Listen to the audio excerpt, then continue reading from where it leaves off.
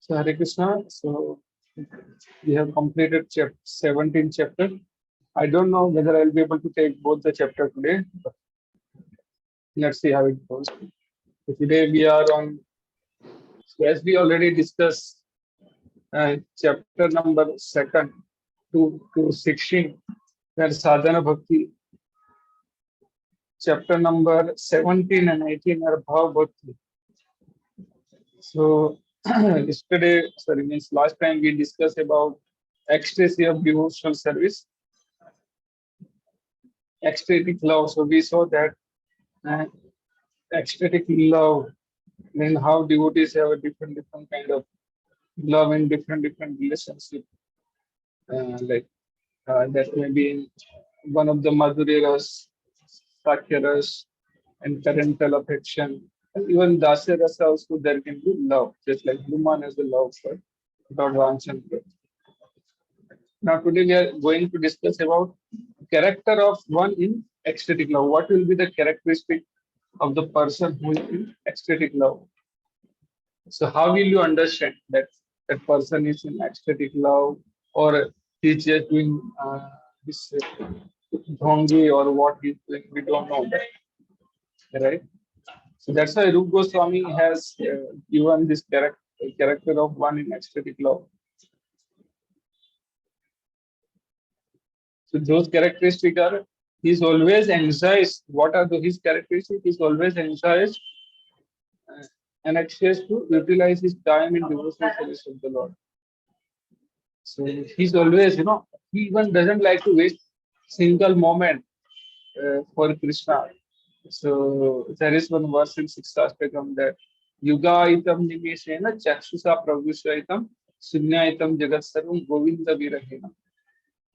Yuga itam nimeshena. Nimesh means one moment. So Yuga itam nimeshena chakshusa pravishaitam sunyaitam jagat sarvam govinda virahena. So for eyes, like one moment, if eyes don't see Krishna for a one moment, it's like a 12 yugas. So that is the characteristic of pure devotee. Even for one moment, they could not see Krishna, then they feel that, oh, 12 yugas are passed. So one yuga means one Chatur yuga, like that.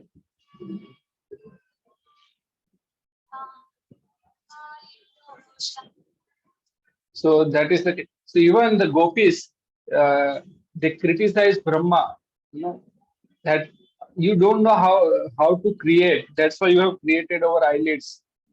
Because of eyelids, they frequently close. Every interval they keep closing. We are not able to see Krishna. So just like eyes happen like this thing. So Gopi says, we are not able to see Shyam Sundar for. You don't know how to create. That way, Gopis criticize Brahmaji that what kind of creation made. So we'll see in detail.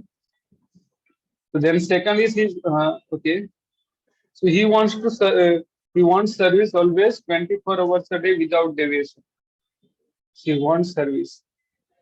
Second is he's always reserved and preserved. He is always detached from all material attraction. He does not long for any material respect in return for his activity. He doesn't want anything in return. He is always certain that Krishna will bestow his mercy upon him. So he has a faith that Krishna will bestow his mercy upon him. Then he is always very eager to serve the Lord faithfully. He is very much attached to chanting the holy name of the Lord. So कभी free time मिलता है जप करते रहते हैं. So he is always eager to describe the transcendental qualities of the Lord. In our temple, there is one devotee called Anuttama Prabhu. So his brahmachari, maybe 70 years old. So from last 30 years, daily he chants minimum 64 rounds. And plus he does service. It's not that he chants, so he doesn't do service. He do 8 hours. 8 hours service and remaining time he do 64 rounds of the clock. So he's pleased to live in place where the Lord's pastime are performed, like Mathura, Vrindavan, Dwarka. So let's say details. So utilization of time. The unalloyed devotee who has developed ecstatic love for Krishna is always engaging his words in reciting prayers to the Lord. Within the mind, is always thinking of Krishna, and with his body, either offer obeisance by bowing down before the deity or engage in some sort. So basically, as we discussed that Vishaya Vinvartante Niraharas Dena Rasovardhana. So just stopping the senses from sense object is not sufficient. We need to engage the senses in higher taste. In the activity which gives the higher taste. So that we discuss in Bhagavad Gita, 59th verse, then 60th verse, that Yeta tohi apikante purusha pasindriyani kamatini haranti pasavam. So senses are so strong that even the learned man can be dragged away by the senses. So then what Krishna says in the next verse there, Indriya se indriya se rag dushin vase sendriyani tasya pragya pratishtha. So we should, he says in 2.61, there, a very nice verse. So there Prabhupada quotes about Ambarish Maharaj. One who restrains his senses, keeping them under full control and fix his consciousness upon me is known as man of steady intelligence. So he quotes about Save Mana Krishna Padara Vindayo. So how Ambarish Maharaj, you know that example, so I'm not repeating again. We discussed it many times. So basically he engages all his senses in the service of Krishna. So during these ecstatic activities, he sometimes shed tears. In this way, his whole life is engaged in the service of the Lord. It's not a moment wasted on any other engagement. So every moment he is engaged in Krishna's service. So that's his. Hope this is clear. I give example of what should I say? That Chaitanya Mahaprabhu said in Siksa Astakam that Yugaitam nimesena chakshusha pravishaitam sunyaitam jagat sarvam Govinda virahena. In the viraha of Govinda, one moment looks like 12 years, 12 yugas. Okay. And he feels the whole world is like vacant. That is this. That's what they feel even for a moment. And so another example of gopis, even they criticize Brahmaji for creating eyelids on the eyes. Because of the eyelids, they're, they are becoming the obstacle in seeing the Krishna for some time. So then second is he's always preservant, reserved and preservant. So what does it mean? So when person is undisturbed, even in the presence of various cause of disturbance, is called reserved and preservant. So just like in Vrindavan, so many demons were attacking. So just like in a Putana. So Putana in the past life, she was the sister of Bali Maharaj. What was her name? I forgot. Ratnavali. So then she became demon in the whatever reason she wanted to, had thought of killing Maman Dev. So she came and attacked. Still, then came Saktasur, then came Trinavat.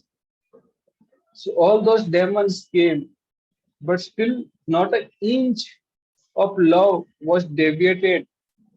Love of Vrindavan was deviated from Krishna.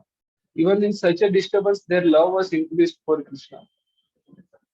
So what does it mean that if whatever disturbance comes, our attachment for Krishna should increase. Our attachment should not be like that. That okay. Sometimes people say that I quoted one girl long back, 1.5 years back. So what she told that she went to temple, Krishna temple. So she saw the Krishna and Madhurya Bhav as a lover. And what happened that after some time, that girl met one boy in the temple. She was from Delhi. And they said now her whole focus was on that boy, not on Krishna. So it should not be like that. So they are completely preserved for Krishna. They are reserved for Krishna. Okay. So they don't get disturbed by material agitation. If some difficulties come, they take a shelter of Krishna.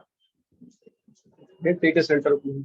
So I remember many senior devotees, sometimes we go and ask them, Prabhuji, we feel disturbed by seeing all these things. And what should you do? Then he said, you should go and chant. So every disturbance is the opportunity to surrender to Krishna. Now, Krishna is giving us opportunity. So many times I give example of that, right? One day we had a whole big program and suddenly 12 o'clock server was shut down. It takes 24 hours to up. And then what I have to do? I don't know, somehow, on that day, 3 hours I recited Nasima prayers.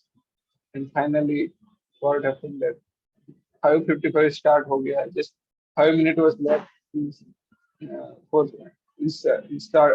5 minutes was left for programs. That's how it happened.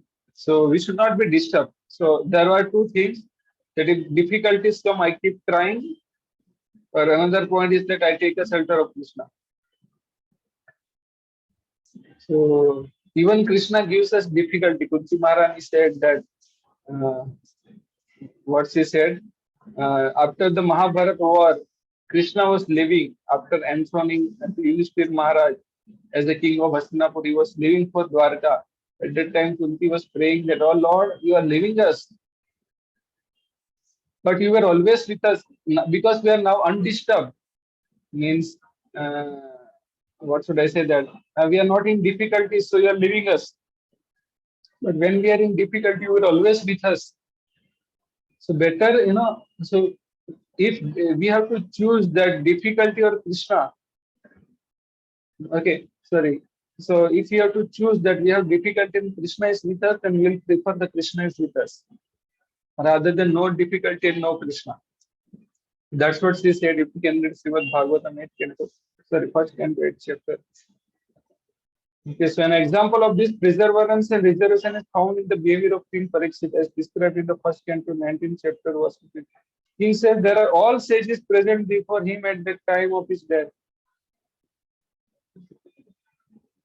The king says that all the sages present before him at the time of his death, my dear Brahmana, you should always accept me as your surrendered servant.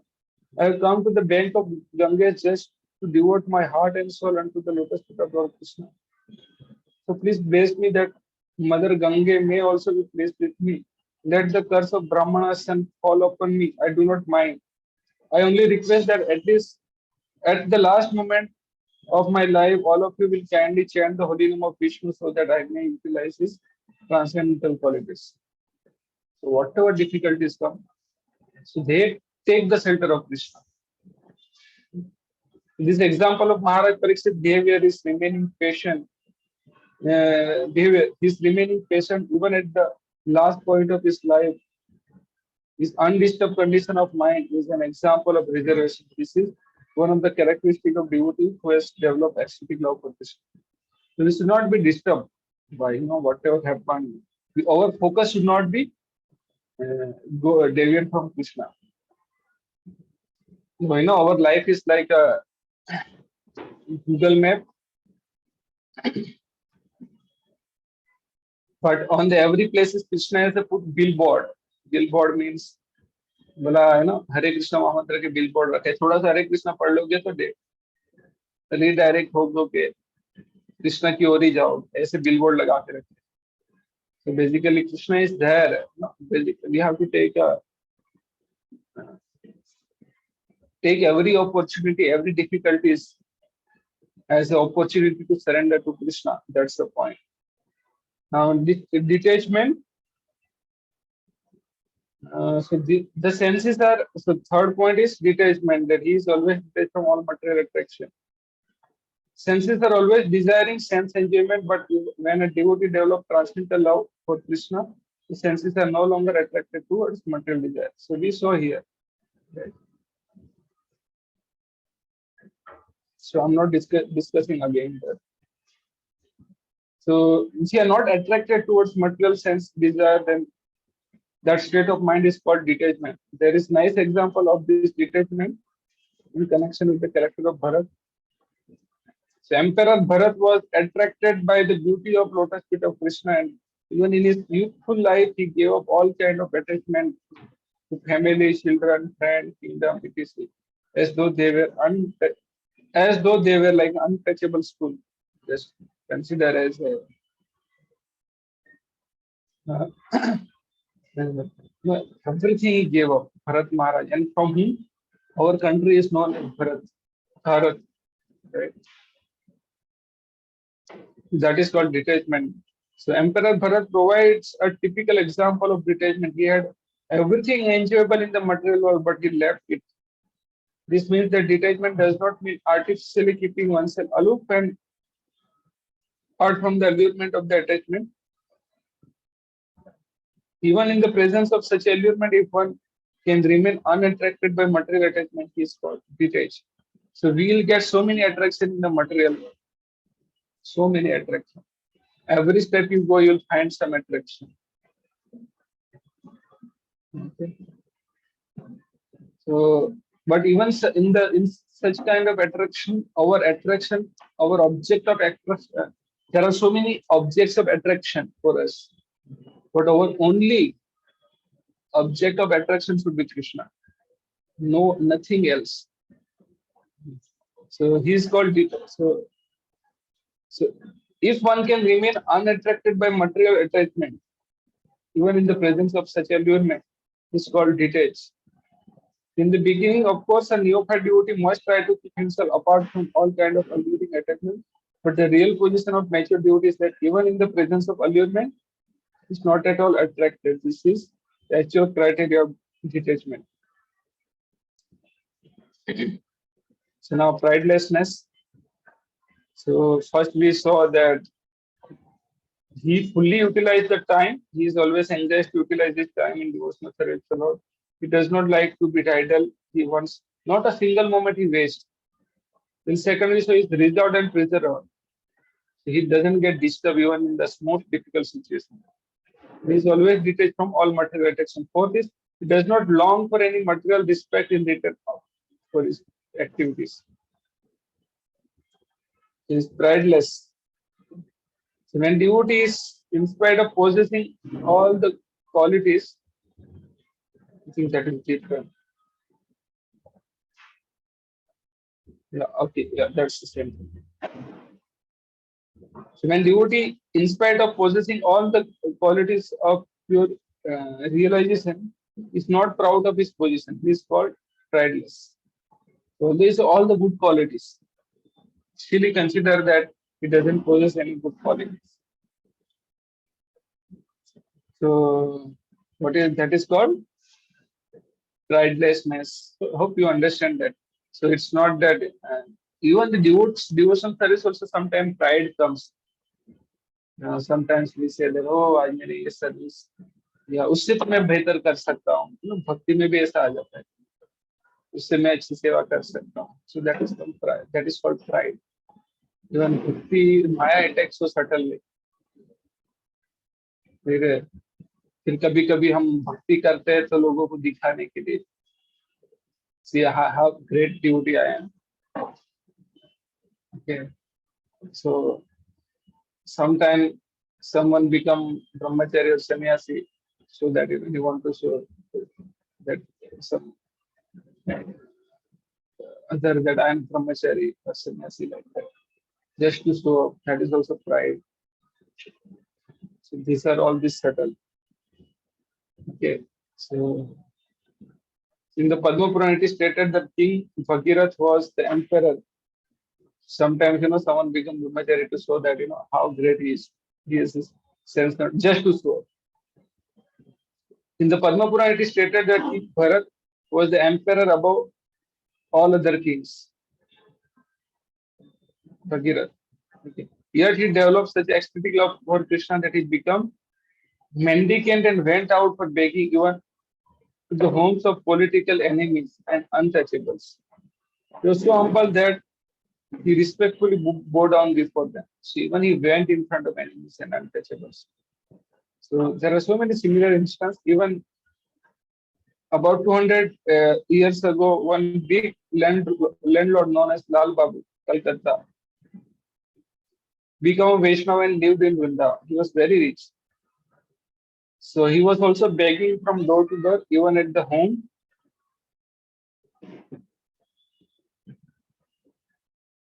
of political enemies.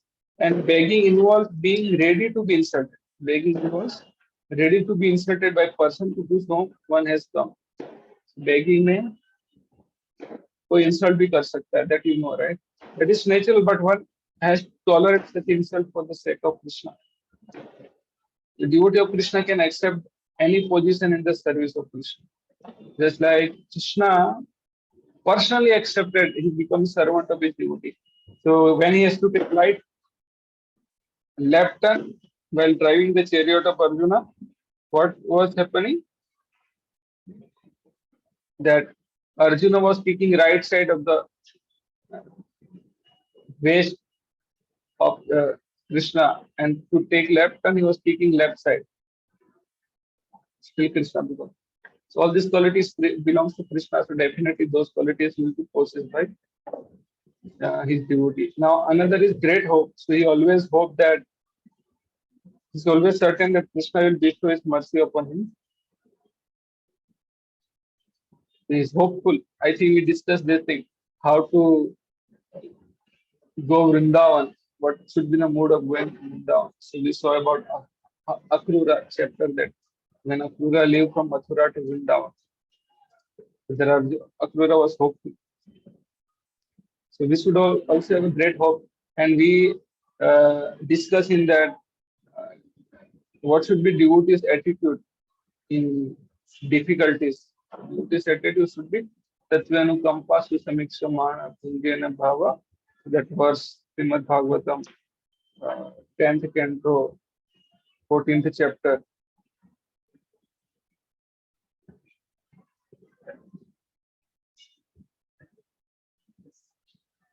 He said, in the 8th verse, he says, my dear Lord,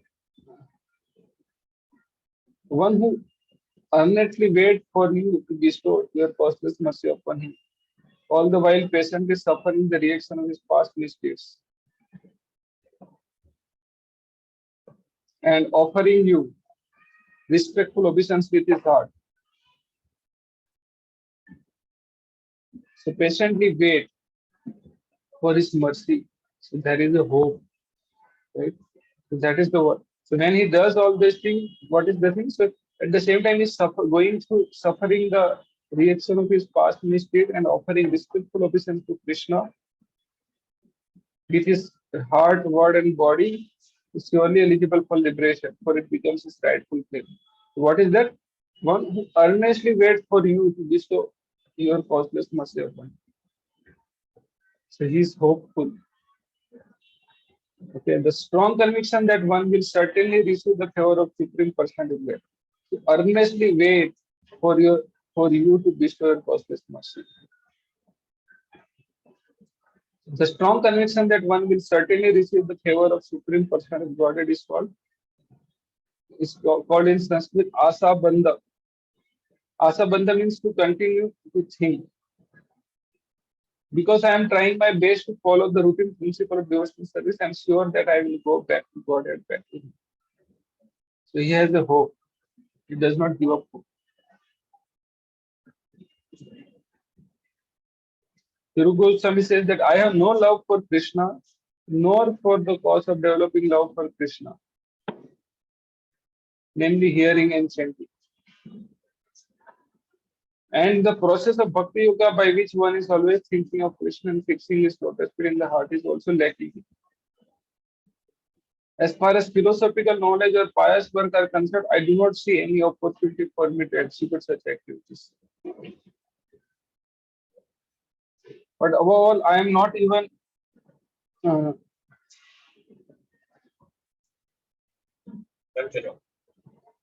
ठंडा हो जाए क्या करें सारे ठीक है but above all I am not even born of nice family therefore I must simply pray to Gopijana Vallabha Krishna the maintainer and beloved of the Gopis. I simply wish and hope that someday or other I may be able to approach the lotus feet. This hope is giving me a pain because I think myself quite incompetent to approach that transcendental goal of life. The purport is that under this heading of Asa Bandha, one should continue to hope against hope that some way or other he will be able to approach the lotus feet of Supreme Lord. We should have Asa Bandha.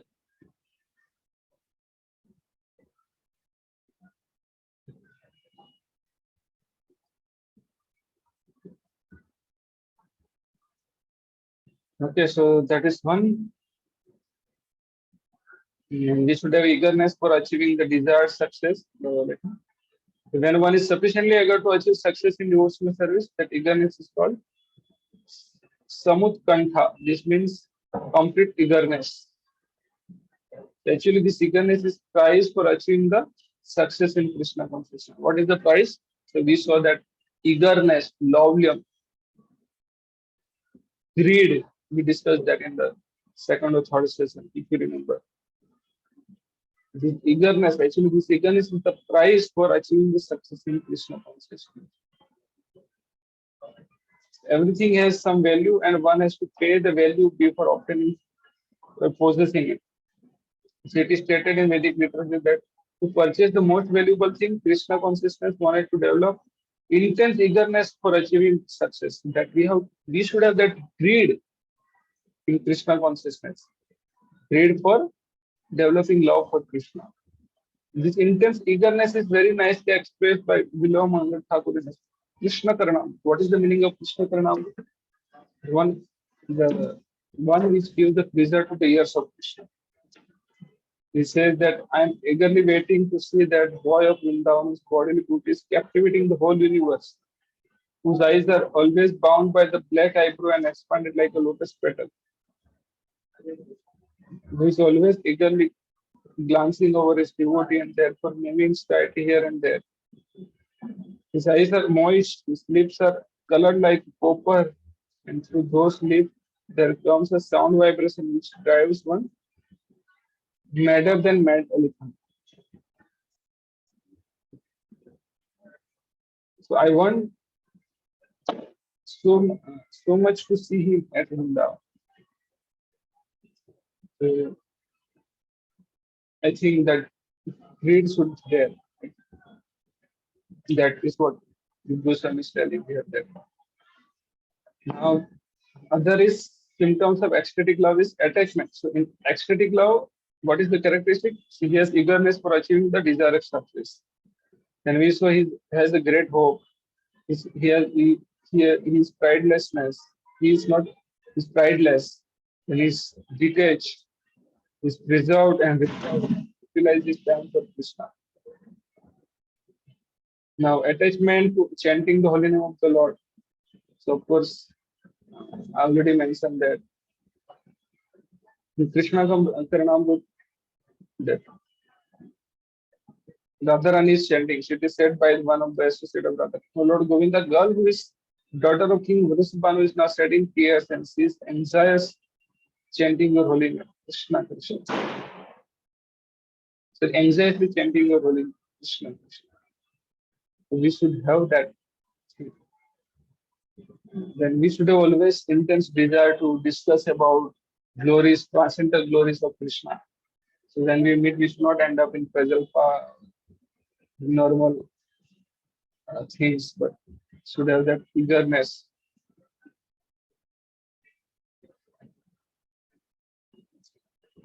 to describe the Lord's transcendental qualities.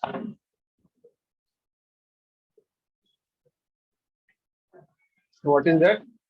So what shall I do for Krishna who is pleasing beyond all pleasurable conception and who is naughtier than all restless boy?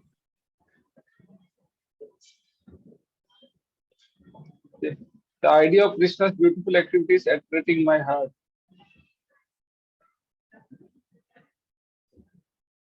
And I do not know what I can do. We should be always figure. An attraction for living in the place where Krishna has his pastime. This way, we are on the last.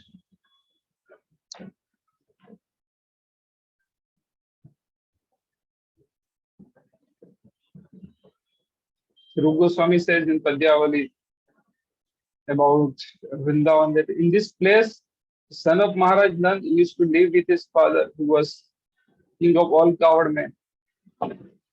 In this place, Lord Krishna broke the card in which Satyasur demon was concealed.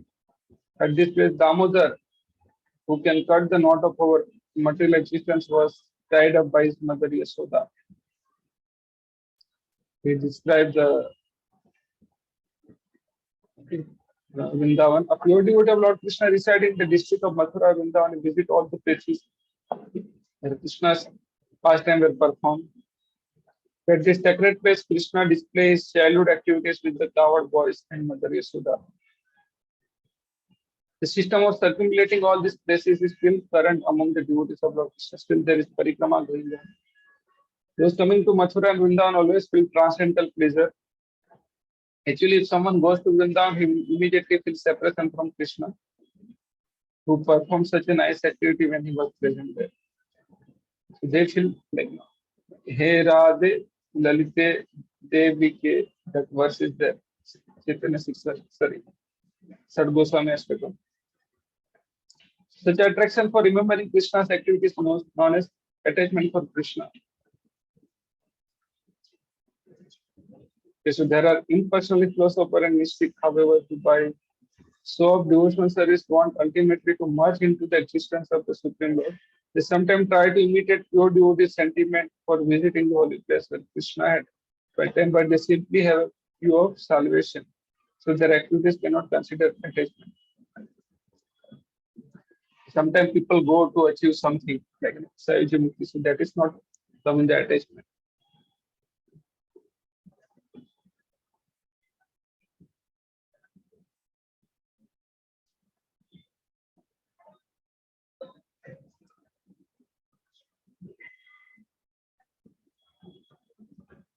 So now who can do these things? So Rupa Goswami says, so here he says that the attachment exhibited by pure devotees of Krishna cannot possibly be perfected in the heart of puttive workers or mental speculators.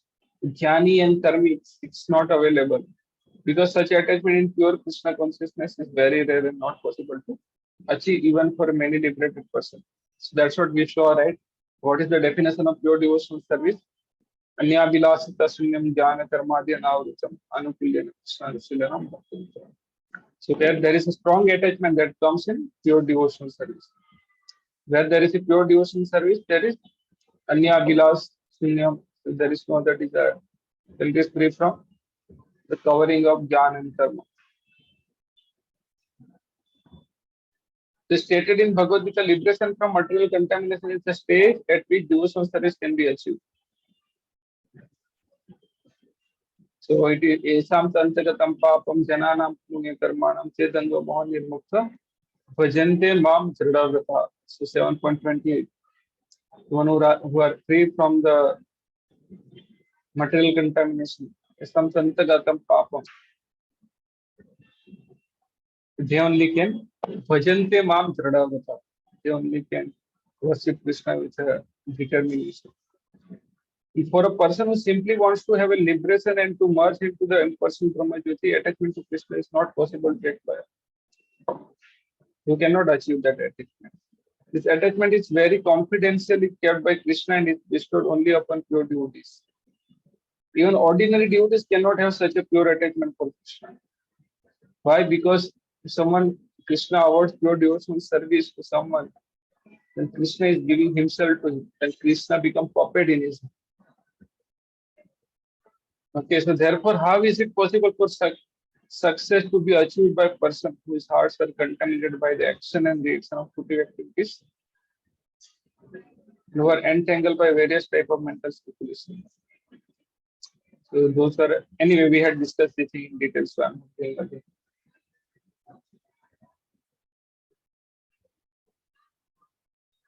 So now these are the symptoms. Now what about those who imitate? There are some people they imitate all these things. So there are many so-called devotees who artificially think of Krishna's pastime, known as Ashtakalya Leela. So they do show up. They just show up. They are thinking, but they are not actually. So sometimes one may artificially imitate this, pretending that Krishna is talking with him in the form of boy, or else one may pretend that Radharani and Krishna both have come to him and are talking with him. Such a character and speak are sometimes exhibited by the impersonalist class at men, and they may captivate some innocent person who have no knowledge in the science of devotional studies. They try to cheat some people. Okay, they talk big philosophy, but their intention is to cheat people. They show this kind of uh, symptoms, imitates to attract the people and cheat them. Sometimes some people get attracted by those person who are speaking so nice philosophy. It seems like so nice devotee, but they end up in some other material attraction. So that's also possible. Okay, so this kind of people they imitate. So they become, rather than making Krishna as the center, they make themselves as the center. So we should be careful. So even sometimes some people are speaking big philosophy and their agenda is to become self-centered. Then we should be, that is alarm for us. That's why when Putana, when you learn how, when Putana came to kill Krishna, so Bhakti Vinod Thakur explained that uh, Putana, demon Putana represents the false guru. Nowadays, so many gurus come and their agenda, their Putana, she came as a well-wisher. She was like, heavenly lady. Looks like heavenly lady. She has uh, disguised herself. It looks like a heavenly lady. She's so well-wisher. And Yashoda Mai and Rohini thought that Lakshmi ji has come from Vaikuntha to see Krishna. And she directly entered inside the room where Krishna was there. So see, everyone thought that out of well-wishing for Krishna, she has appeared. So many such people come, they are well-wisher and all, they show up well-wisher, but their sadhana is not proper.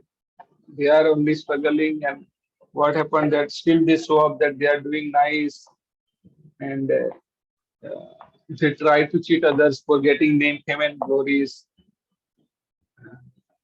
So we should be careful. We should be beware from such a people. Okay, so each demon represents some anartha. It's like Saktas who represent uh, having old and new bad habits. Then Trinavat is false pride. Nalkuver Manigreva represent the madness of aristocracy. So all these things are there. Anyway, we'll discuss in Vrinda on this part. What demons represent what kind of anartha. If we get time, we'll definitely discuss. Okay. So then we should be careful from such kind of people. We should see if we are making some regularly associating with some kind of people. We should observe them that are they attending morning temple program carefully? Are they connected with some authorities in temple who is very stable from long time? Not that koi bhi mila kuch bhi kiya. Recently, one scenario happened that one person was coming from some uh, Mayapur or something and all. So, and one person was in Nagpur. He has ordered some prasad and उनको लगा कि ये तो अच्छा duty है उनके घर पे रहेगा तो उसका अलग ही हो गया. We should be careful. Okay. So there are some, they represent, because bhakti is People who comes in bhakti, there are who genuinely come. They are simple in their heart. Sometimes whatever some other people present, they accept it. And what happened? They get cheated also, because those who want to cheat and those who want to be cheated, they Prabhupada says cheaters and cheated business. So we should not be like all these things. So our people will come, and those who don't want to be cheated, they will not be cheated. Those who want to be cheated, they end up in all these things. First, they make a Krishna as a center, and later on, something else will become center. They themselves become center. So they, those who are doing all these things, they are some somehow, representative of Putana.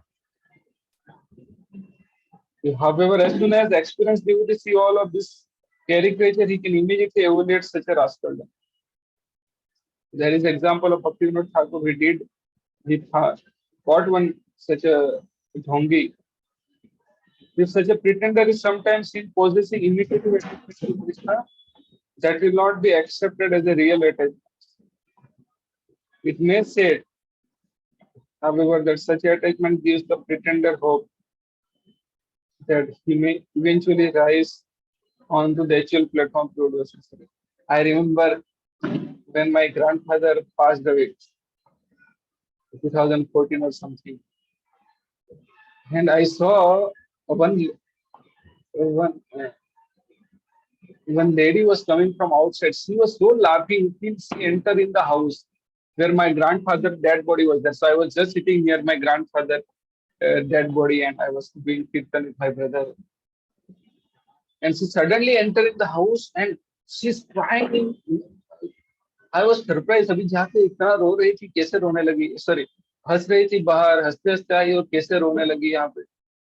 And as soon as she stopped crying, I just observed outside she's laughing again.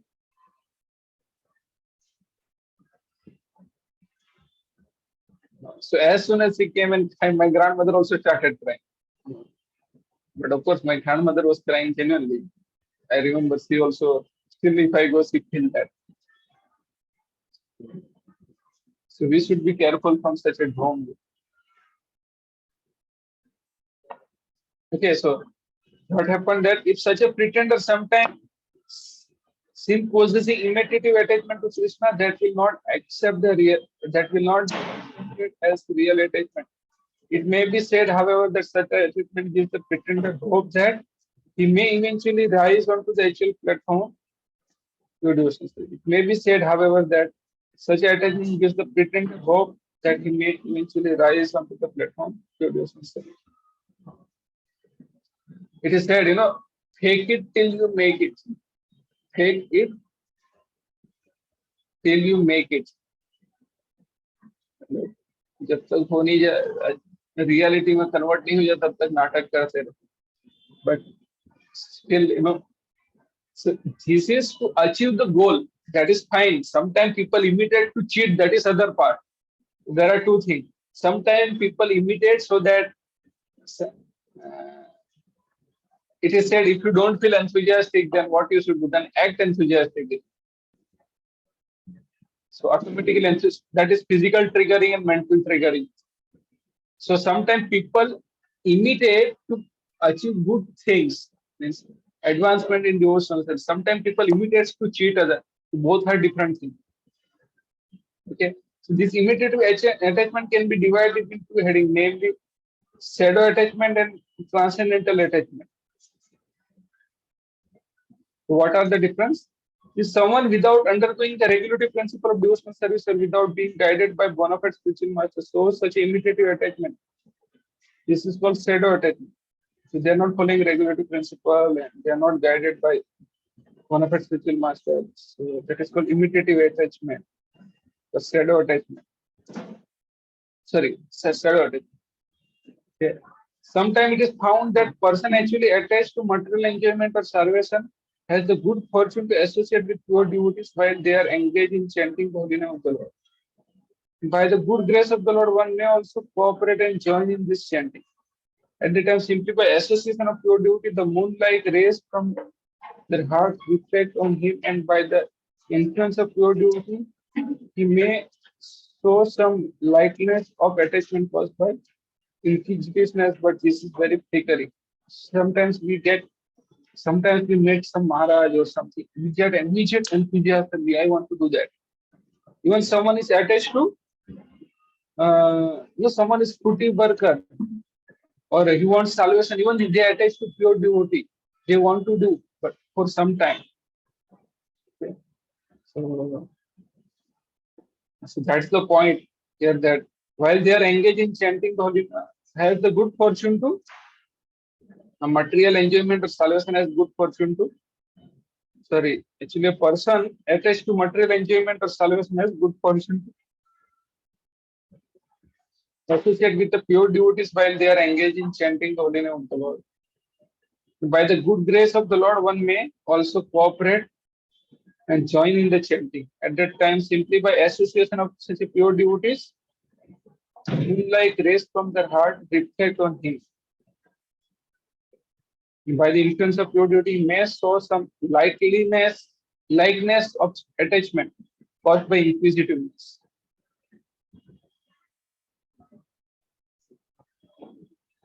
But this is very flickering. If by the manifestation of such a shadow attachment, one feels the disappearance of all material pains, it is called, and if by the manifestation of such a shadow attachment, one feels the disappearance of all material pains, then it is called para attachment. So even sometimes also they feel free from uh, material pains, then that is called para attachment. So this is possible when someone attached with pure devotees or visit holy places like Ganga, Mathura. If an ordinary man develops such attachment for Krishna and fortunately perform devotional service, devotional activities in the association of pure devotee, he can also rise to the platform of pure devotional service. Okay. The conclusion is that the transcendental attachment is so powerful that if such an attachment is seen manifested even in some common men by the association of pure devotees, can bring one to the perfection stage. But such an attachment for Krishna cannot be invoked in a person without his being sufficiently blessed by the association of pure devotee. So this is possible in the association of pure devotee. As attachment can be invoked by the association of pure devotee, so attachment can also be extinguished by the offense committed at the lotus feet of pure devotee. You should not commit the offense, because this kind of attachment can come by the association of pure devotee. So if you commit offense, that attachment will go away.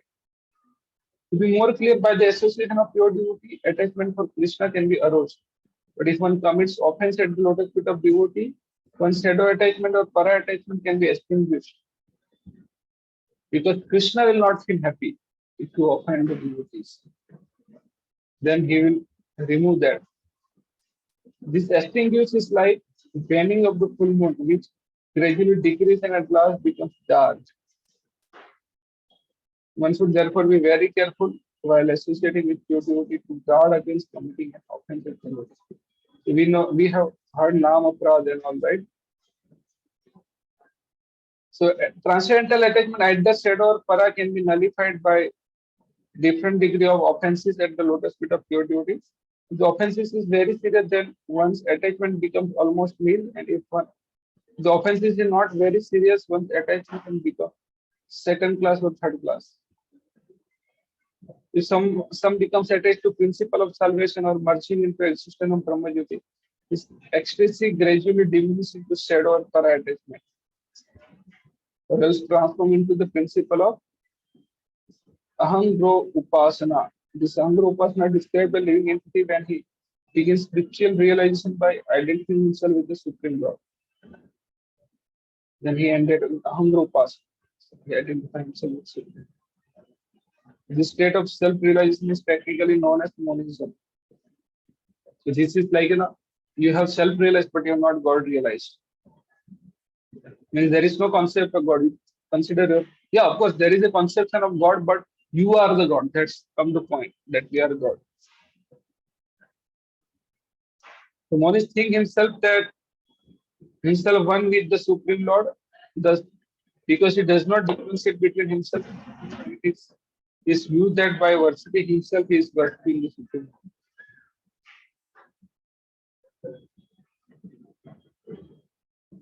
Okay, so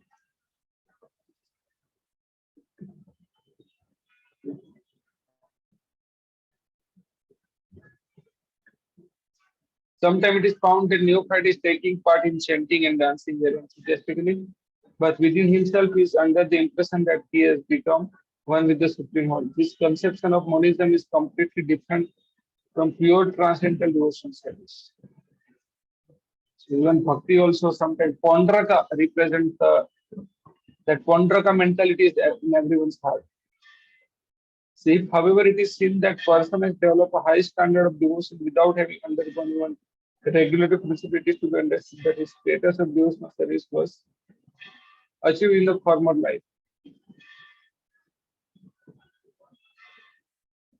If for some reason or another it had been temporarily stopped, most probably by an offense committed at the lotus feet of devotee. Now, with a good second chance, it is again begun to develop. The conclusion is that steady progress in devotional service can attain only in the association of devotees. We should be very, very careful that we don't end up in committing offense. If one can gradually advance his status in devotional service, this is understood to be due to the causeless mercy of Krishna himself. Because without mercy, we can't do anything. If a person is completely detached from material enjoyment and develop pure ecstatic devotion, even if sometimes accidentally found not living up to the standard of devotional service, one should not be envious of.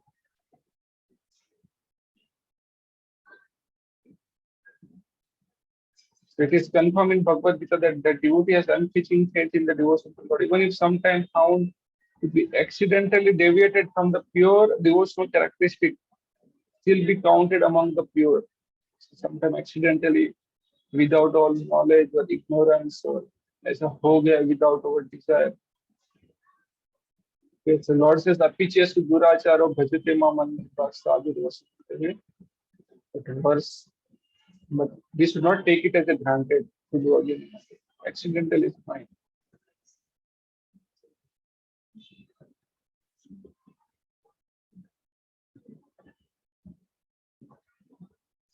Apichesu Duracharo Bhajate Maman. Even if one commits the most abominable action, if he is engaged in devotional service, is to be considered simply because he is properly situated in it. So accidentally ho gaya, but no, you don't have to repeat again. Ho gaya to ho gaya. You have to come out from there. So if you read the purport, very nicely explained. 9:30.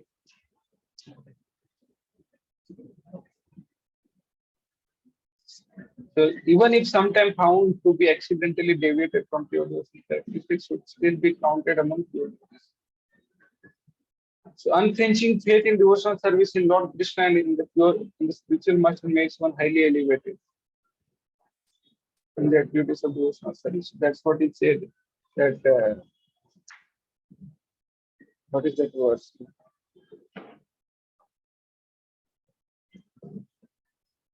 यथा देवे तथा गुरु तस्य कथितनाम प्रकाशन यथा देवे परा भक्ति यथा देवे तथा गुरु तस्य कथितनाम प्रकाशन. Someone has unflinching faith in the Supreme Lord and Guru. So all the import of Vedic knowledge will automatically revealed to him. If he knows and he knows the purpose of Veda, how to perform that also he knows. Narasimha Purana it is stated that if person is completely engaged his mind, body, and activities in the service of Supreme Godhead, but externally is found to be engaged in some abominable activities.